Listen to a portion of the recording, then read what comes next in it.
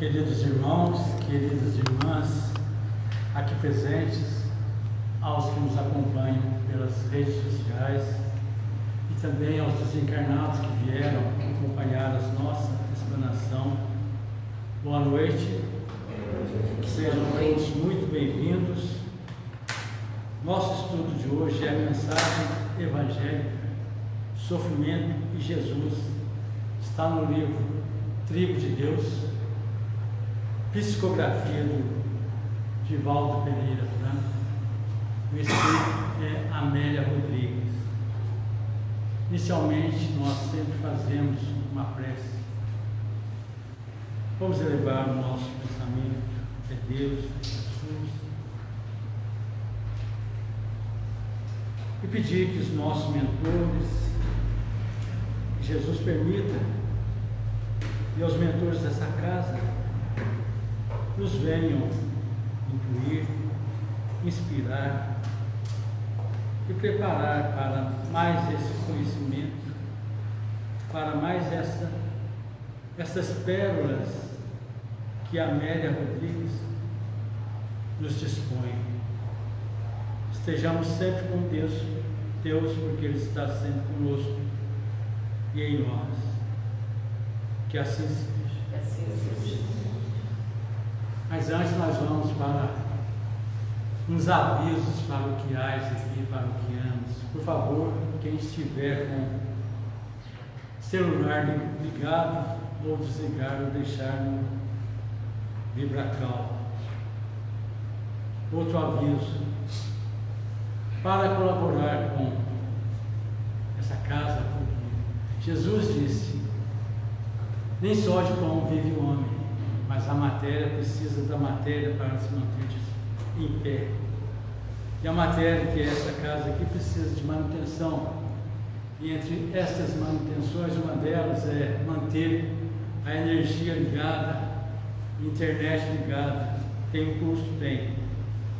Como nós podemos ajudar? Fazendo parte do quadro de associados. Como faz isso?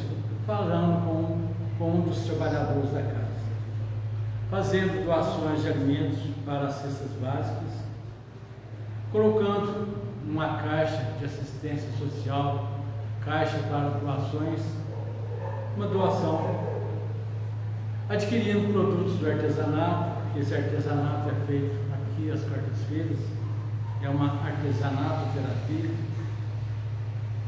e qualquer quantia pode ser depositada na conta corrente do Banco do Brasil ou via Pix. Nós somos os pedintes nesse momento. Nós vamos começar aqui um estudo para a formação e despertamento de médiuns. Curso esse que vai começar no dia 4 de novembro.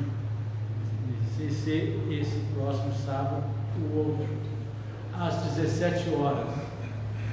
Quem tiver vontade de fazer, conhecer um pouco de mediunidade, conhecer um pouco mais de espiritismo, procurarmos aqui na casa. A mim, Donizete, Geraldo, Daniel Prado, Marcelo, nós vamos anotar os nomes para darmos início a mais esse estudo. Sendo assim, comecemos. O verdadeiro espírita jamais deixará de fazer o bem, afagar corações aflitos, consolar, acalmar desesperos, operar reformas morais. Essa é a sua missão. É nisso também que encontrará satisfação real. Vamos falar um pouco de Amélia Rodrigues. Quando encarnada, Amélia Augusto do Sacramento Rodrigues foi poetisa, professora, tradutora, escritora, teatróloga. Nasceu em 26 de maio de 1861 e desencarnou em Salvador aos 65 anos, em 22 de agosto de 1926. Espírito sensível e nobre. Foi convidada por Joana de Ângeles para ampliar o número de servidores do Cristo no grupo do Consolador, tendo em vista os seus dotes espirituais e realizações humanas enquanto esteve encarnado.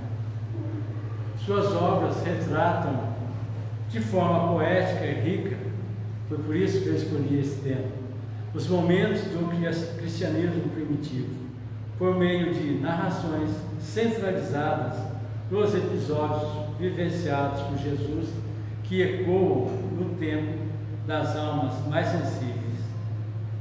Pela psicografia de Divaldo Franco, que eu acredito que dispensa qualquer comentário a respeito dele, Amélia vem trazendo páginas de muita beleza, abordando os mais variados assuntos sobre o Evangelho, extraindo lições edificantes para aqueles que estão cansados e sobrecarregados. Algumas de suas obras, ela tem 2 obras infantis, que é O Semeador e O Vencedor, e os outros são Até o Fim dos Tempos, Há Flores no Caminho, Luz do Mundo, Pelos Caminhos de Jesus, Primícias do Reino, Quando Voltar a Primavera, Dias Venturosos, A Mensagem do Amor Imortal e Trigo de Deus, que é de onde nós tiramos o tema de hoje.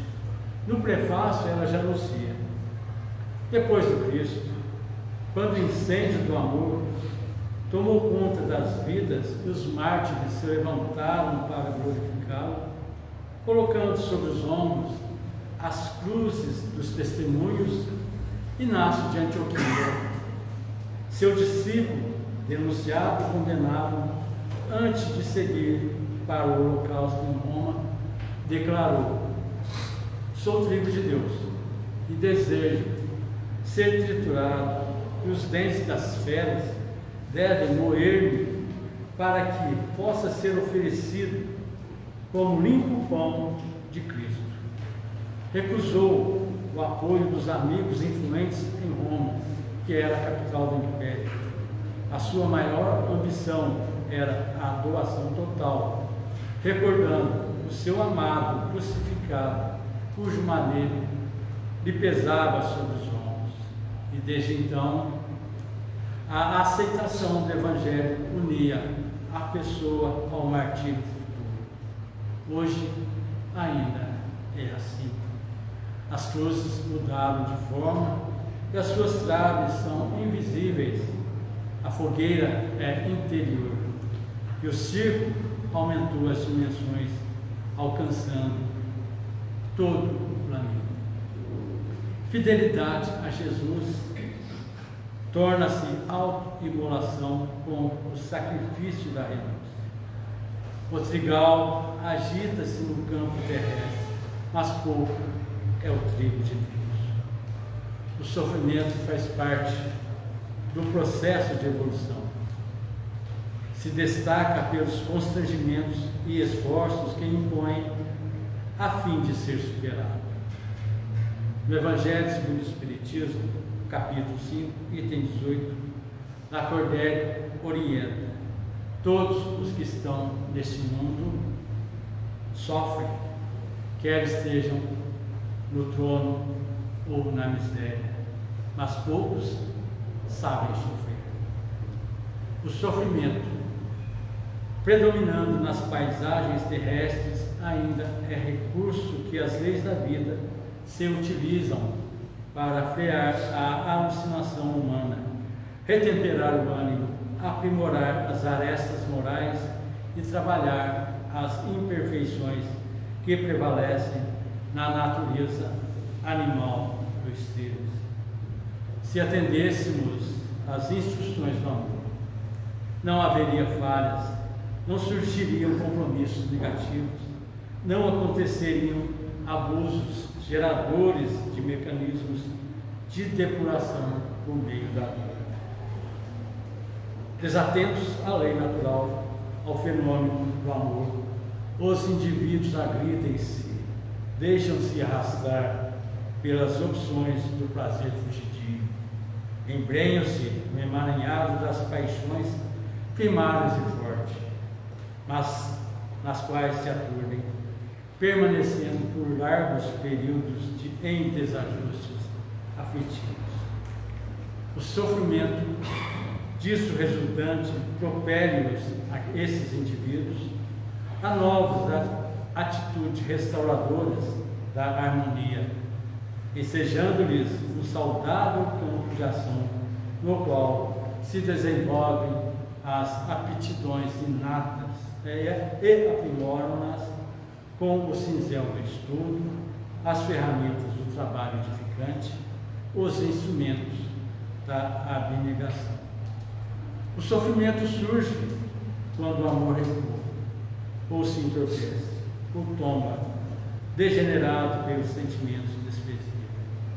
Certamente existe o sentimento do amor, porém em dimensão transcendente, qual o de Jesus, pelas criaturas, pelas multidões inconscientes que geram aflições para si mesmas.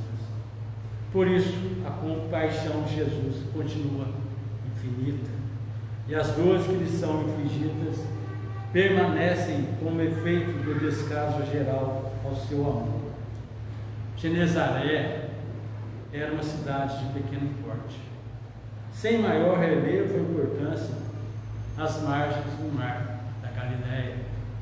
Mantinha-se tranquila na geopolítica da sociedade, indiferente aos acontecimentos de Israel. As notícias do Messias tinham chegado lá também. Naturalmente despertaram interesse em conhecer o Messias, privar da sua intimidade, receber os benefícios que ele, Jesus, sabia e podia conceder. Em meio a essas esperanças, pairavam dúvidas quanto à sua procedência, ao seu poder e autoridade, curiosidade em torno da sua figura e mensagem. Os indivíduos são seus próprios tormentos, aspirações e desalinhos, mediante os quais examinam tudo e todos. Vivendo os limites que as circunstâncias lhe permitiam, os genezarenos não podiam conceber a grandeza do messianato de Jesus.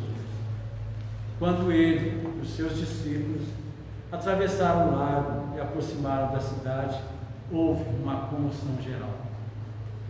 Em Marcos, no capítulo 6, versículos 53 a 56, ele narra que assim que saíram do barco, os genezarenos o reconheceram, afluíram de toda aquela região e começaram a levar enfermos nos cátaros para o lugar onde sabiam que ele se encontrava. As aldeias, cidades e casas, onde quer que entrassem, colocavam os enfermos nas praças e rogavam-lhe que os deixasse tocar, pelo menos na franja de sua carne. E quando os tocavam, ficavam curados, como no episódio da hemorroísa, o poder de Jesus. Deles se desprendiam virtudes, como das rosas desprendem perfume. Quem o tocasse, mimetizava-se de saúde e paz, restaurava-se, planificando-se de harmonia. Usina geradora de forças esterilizáveis, energia curativa sem qualquer prejuízo para a fonte de produção. Ele passeava o olhar compassivo sobre as misérias humanas e recompunha as paisagens conflitivas da alma. O seu vigor restaurava as carnes destroçadas e, ao penetrar nos seres, desobstruía-lhes as artérias e veias, os canais onde circula o líquido da vida. Facilitava a circulação da vitalidade que devolvia os movimentos aos membros enrijecidos, aos órgãos paralisados, propiciando-lhes vida. Ninguém jamais semelhante a ele, Jesus, surgiria ou nunca antes alguém tinha surgido. Jesus é único na terra, assim como todos nós somos únicos na terra. As nuvens geradas pelo pessimismo adoecem o ser, e as ondas doentias das moléstias orgânicas perturbam a mente, alteram a conduta, alucinam a alma. Jesus conhecia em profundidade o problema das parasitoses psíquicas, das enfermidades degenerativas e sabia como controlá-las. Irradiando a sua energia restauradora, modifica-lhes a estrutura, deixando ao enfermo os resultados futuros como decorrência dos seus atos, se pecaminosos, piores dores se propiciavam a si mesmo, quando sadios permaneciam em paz. A saúde resulta da harmonia entre o pensamento e a ação enobrecidos, numa perfeita identificação do espírito que cumpre o dever e do corpo que cumpre suas ordens. O sofrimento surge como desobediência dos abusos, da agressividade, da prevalência do egoísmo. A boa nova, que é o Evangelho, é um hino de amor ao dever, à vida, mediante a utilização correta dos fenômenos biológicos para a elevação do espírito. O começo do ministério de Jesus foi a cura dos corpos estropiados, que os olhos veem, as emoções sentem e os comentários divulgam. Em muitas ocasiões pediam que os beneficiários silenciassem os seus feitos, não porque temessem os inimigos, mas para poupar dos maus os que se haviam recuperado. Traziam-lhe os enfermos e pediam que os deixassem tocar.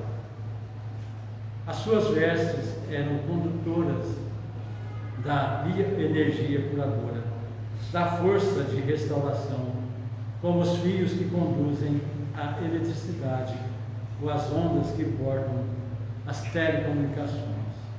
Um toque nele ou dele e a vida se modificava, alterando a estrutura e o comportamento. O mundo sempre esteve repleto de deserdados e sofredores, marginalizados em todos os tempos, buscavam consolo e a herança da paz. Nunca houve quem os quisesse escutar e socorrer. Formavam multidões e viviam escassamente na miséria, na sordidez, no abandono. Alguém interessar por eles era uma grande surpresa, um acidente que não estavam acostumados. As criaturas esperam por salvadores. Alguém que soluciona os problemas, que age nos momentos dos desafios e atue por elas. Há um latente irresponsabilidade que deseja viver sem trabalho, sem sofrimento. Em razão disso, a esperança de paz sempre choca com a ambição da ociosidade. A criatura, enquanto está no mundo, somente experimenta aflições, porque se aferra a tudo quanto é efêmero. São passageiros os prazeres, o poder, a fortuna, a saúde, o próprio. Essa ilusão de gozo é geradora do sofrimento, em razão da transitoriedade dele e de como passam todas as coisas, por mais sejam aguardadas. Quando chegam, começam a ser desfrutadas, já se encontram em debilidade, de passagem, deixando memórias e frustrações, ansiedades novas, amarguras. O ser prudente sabe que pensa no amanhã, reserva-se de bens duradouros que lhe favorecem a tranquilidade e repouso. Esses bens são as ações do amor que proporcionam a paz, o esforço para domar as más paixões, bens que oferecem a felicidade. A doença que fere o corpo procede do espírito mutilado. Espírito enfermo tem as suas raízes nas imperfeições que o caracterizam. Enquanto o homem, o ser humano, não realiza o ministério da santificação interior, o corpo se abrirá em chagas purulentas e o coração ficará despedaçado de angústia. O cortejo das dores compunha a sinfonia trágica das necessidades humanas, onde quer que ele, Jesus, aparecesse. O cantor da vida mergulhava no barro pegajoso das inquietações e injunções dolorosas daqueles a quem veio socorrer. O Espírito tem a sua origem no silêncio dos tempos passados e avança mediante experiências corporais sucessivas. O nascimento na carne é a continuação da vida, assim como a morte é prosseguimento em outro nível de vibração. Em cada etapa se adquire conhecimento ou sentimento, avançando sempre a esforço do amor ou da aflição. Quando erra e se compromete, retorna à mesma situação para aprender e reparar. O sofrimento é educandário que disciplina e corrige, impulsionando para frente, sem solução de continuidade, até quando, depurado, adianta-se, enxaga e deixa que brilhe a luz do bem que em todos nós permanece. Esses a que hoje vemos bons são as mesmas pessoas que antes exerceram a maldade, quando poderiam ser nobres,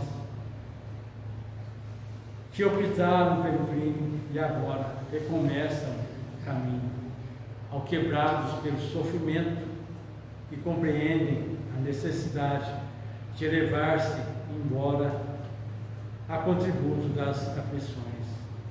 Eles eram consolados.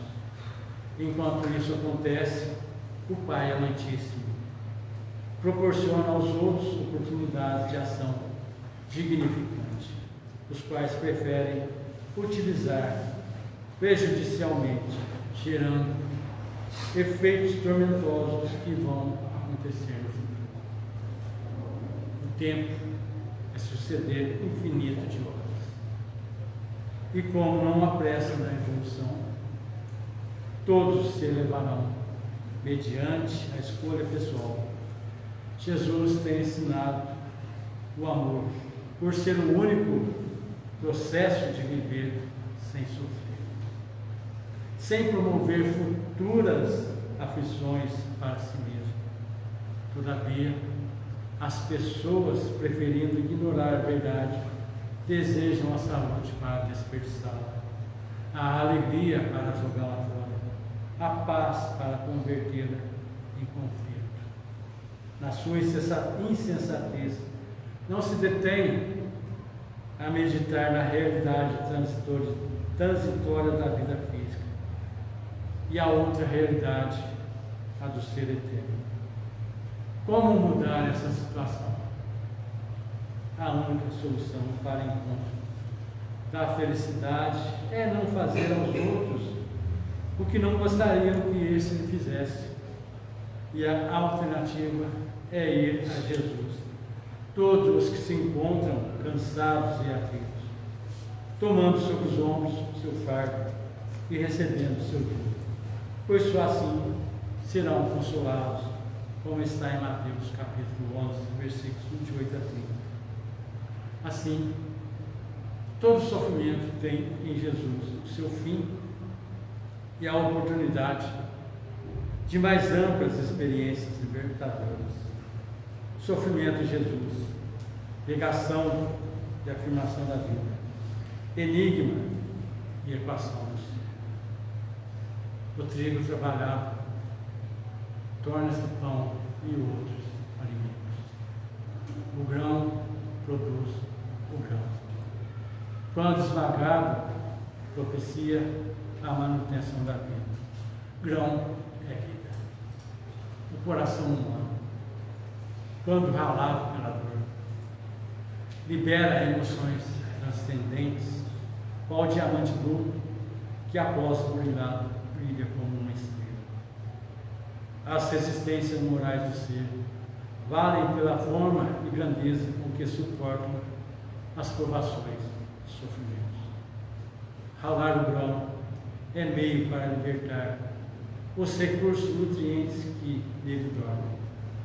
O amor supre todas as necessidades, elimina todos os erros, porque propicia renovação e reparação.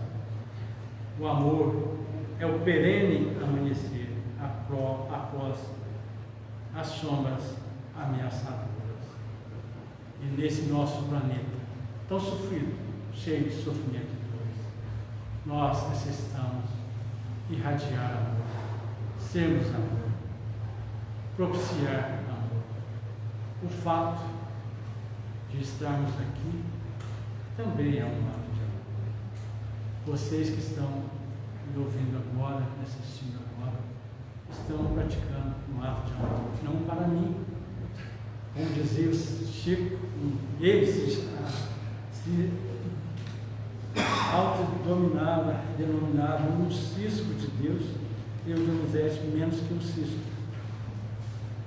Esse amor é Jesus que propicia, é o amor que nós devemos a Ele, nós devemos espalhar para aqueles irmãos mais necessitados que nós, e nós podemos dizer que somos beneficiados. Nós podemos sentir nesse momento a presença de Jesus nesse mundo. Quando Ele disse, quando estiverem 2 ou 3 reunidos em meu nome, com eles eu estarei. Então, se nós estamos aqui reunidos em nome de Jesus, Ele está conosco. Louvemos e agradecemos sempre por estarmos em contato com os ensinamentos que Ele nos propicia, que nos dá esse alento de melhorarmos o mundo. Nós não vamos melhorar as cidades que estão em guerra, mas nós podemos melhorarmos a nós mesmos. Eu melhorando a mim, eu posso melhorar a minha casa. Melhorando a minha casa, eu posso melhorar o meu bairro. Melhorando o meu bairro, eu melhoro a minha cidade. Melhorando a cidade, eu melhoro o estado, o país. E assim, o mundo começa em nós e emana de nós. Se nós agredirmos a nós mesmos, aumentamos o nosso sofrimento, aumentamos o sofrimento do mundo. E graças a Amélia Rodrigues, espírito benfeitor e simpático, nós pudemos apresentar esses conhecimentos de hoje. É o que tínhamos para hoje. Vamos, nesse momento, agradecer a Deus, nosso Pai, a Jesus, nosso irmão, a Edivaldo Franco, que psicografou essas páginas, ao Espírito Amélia Rodrigues, que ditou para que Edivaldo escrevesse. Vamos agradecer porque hoje nós ganhamos um pouco mais de conhecimento, e que possamos distribuir esse conhecimento para todos os irmãos que conhecem menos que nós, que possamos sair daqui muito melhor do que quando aqui chegamos, pois para isso nós viemos. Estejamos com Deus, porque Ele está sempre conosco e em nós. Que assim seja.